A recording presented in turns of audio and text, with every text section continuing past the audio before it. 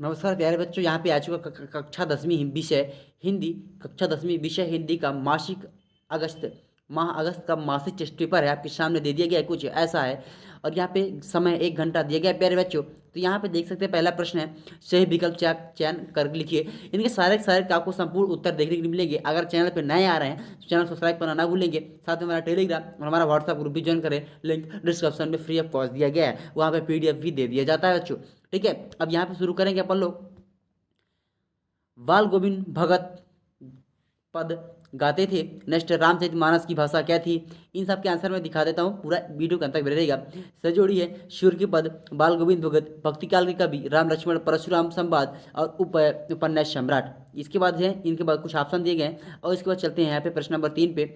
प्रश्न नंबर 3 आपके सामने दे दिया गया है। निम्नलिखित में से एक बात उत्तर लिखिए। यहाँ पे से 5 के पाँचों का आंसर लिखना है। फिर प्रश्न जब पर प्रश्न नंबर आता है नेक्स्ट, प्रश्न नंबर 4 में सूरदास या तुलसीदास के भाव दो रचना भाव पक्ष कला पक्ष लिखना है आपको। ये बहुत ही महत्वपूर्ण प्रश्न है।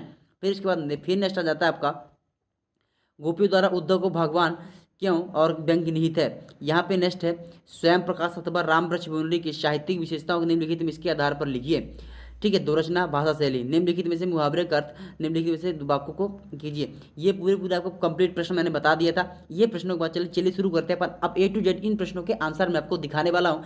वीडियो को पूरा देखिए और वीडियो को शेयर करना ना भूले अपने दोस्तों के साथ। तब तक लिए ये पूरा शुरू करो आप शेयर करना, तब तक मैं इसको आंसर की ओर ले चलता हूँ। तो मैं आ चुका हूँ कक्षा 10वीं विषय हिंदी मासिक मूल्यांकन पेपर के हिंदी के पूरा का पूरा उत्तर की ओर। ये रहा पहला आपका उत्तर। ठीक है, प्रश्न क्रमांक 1 कबीर के, दूसरा अवधि भाषा के।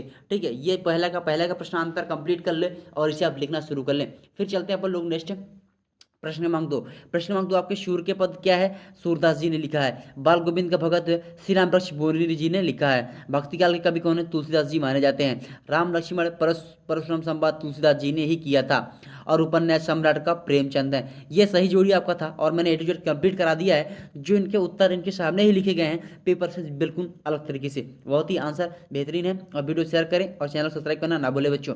प्रश्न नंबर 3, पहले का दोहा छंद होगा, दूसरे का वीर रस होगा, तीसरे का बालकांड होगा, चौथे का गंगा नदी के किनारे रस्सी पर 80 घाट है और यहाँ पे वरिष्ठ मुनि। ठीक है, ये प्रश्न नंबर 3 के प्रश्न पाँचों के पाँचों का आंसर आपको दे दिए गए हैं। यहाँ पे पहला है दोहा छंद, वीर रस, बालकांड, गंगा नदी किनारे 80 घाट और यहाँ पे वरिष्ठ मुनि। ठीक है, ये प्रश्न नंबर 3 के A to Z पूरे कंप्लीट आंसर है। इसे आप फटाक से स्क्रीनशॉट मार लो और तैयार कर लो। अब आते हैं प्रश्न नंबर 4, तुलसीदास की विशेषताओं को बिंदु के आधार पर लिखिए। यहाँ पे दो रचना भावपक्ष कलापक्ष साहित्यान, इन तीनों में से आपको जो आंसर प्रश्न दिया है उससे आप लिखना है। तो ये पहले आपके दो रचनाएं दिए गए हैं, रामचरितमानस, विनय पत्रिका, कविता बली और बरह रामायण, हनुमान बाग और जानकी मंगल आदि। ठीक है, इनकी विशेषताओं के बारे में कुछ भावपक्ष दिया है। भावपक्ष ये रहा और ये भक्ति भावना, इसे स्क्रीनशॉट करना शुरू कर दें। और इसके बाद भक्ति भावना के बाद ये संवाईवादी, रसवादी और यहाँ पे कला पक्ष की बात कर रहा। तो ये कला पक्ष आपके सामने दे दिया गया कुछ, इस कला पक्ष को स्क्रीनशॉट कर लें और ये चीज कंप्लीट कर लें। अब चलते हैं प्रश्न नंबर नेक्स्ट है। ठीक है, उन्हीं के कला पक्ष में थोड़ा और कुछ दिया गया, इसे भी आप स्क्रीनशॉट कर लें। अब फिर आते हैं प्रश्न नंबर 5, गोपियों द्वारा उद्धव को, है ना, भगवान क्यों कहा गया था? तो ये है, इसका स्क्रीनशॉट करें। गोपियों द्वारा उद्धव को भगवान कहने से व्यंग्य निहित है क्योंकि उसमें उद्धव भगवान कृष्ण के दूत के रूप में गोपियों के पास आए थे। उन्होंने गोपियों के भगवान को समझने में असमर्थ दिखाई और उन्हें भगवान कृष्ण के प्रति समर्पित होने की सलाह दी। तो इन्होंने भगवान मान लिया। ये पूरा प्रश्न उसका कंप्लीट आंसर है। तो आप उसे पूरा स्क्रीनशॉट करें। पहले आप इतना स्क्रीनशॉट करें, फिर आपको बीच वाला करना है, फिर आपको इसको स्क्रीनशॉट कर लेना है और आई होप इसको तैयार कर लेना है बच्चों। आप चलते हैं यहाँ पे अपन लोग नेक्स्ट क्वेश्चन की ओर देखेंगे। फिर नेक्स्ट क्वेश्चन आपके सामने आ जाता है प्रश्न नंबर 6, रामवृक्ष बोंडरी साहित्यिक, रामवृक्ष बोंडरी का यहाँ पे दो रचना भाषा लिखना है। तो उनका दो रचना यहाँ पहले देख सकते हैं आप, उपन्यास की प्रतीतों की देश में, रेखाचित्र में माटी की मूर्ति और ललकार की आदि, निबंध गेहूं बनाम गुलाब और मसाल और बंदे। ठीक है, ये चीज़ हो जाता है। और यहाँ पे और कुछ और भी दिए गए, इन्हें भी आप देख सकते हैं अपने हिसाब से।